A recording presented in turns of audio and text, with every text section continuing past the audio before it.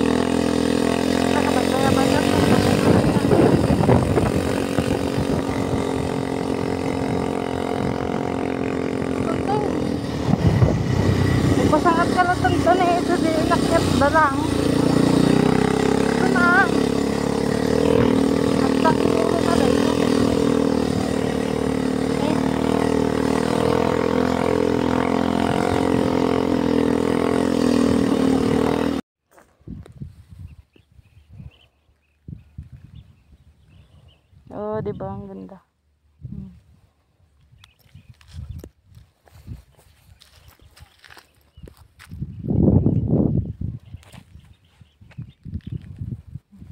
So update na mga paps, dito na kami sa may Rolling Hills. So tingnan niyo mga paligid namin mga paps. Talagang bundok. So ayan na mga paps. So kahit mainit yung panahon mga paps, so okay lang yan. So papakita namin sa inyo mga paps yung mga nandun pa sa taas. Meron pa dun eh. Ayun, meron pa dun pagpisto mga paps. So dito muna kami sa may ano yata to, pinagpipicturean dito.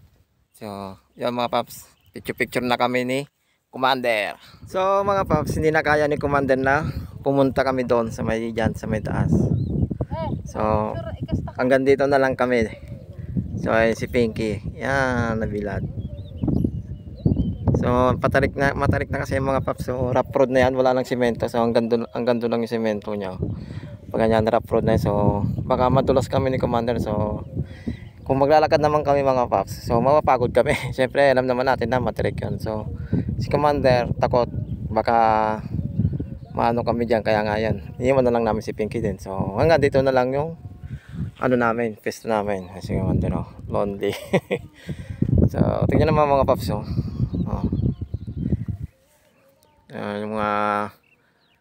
mga sa ano, kabayan ng Planas yata at Ramon. Ay, Planas Ramon yan. So yan mga paps, so nakapunta na rin kami, so hindi na drawing. So sa susunod ay ano naman, hindi ko alam kung saan pa yung destination namin sa susunod. So yan mga paps, hanggang dito na ang aking video. So JNM Motovlog, so ingat, so ride safe.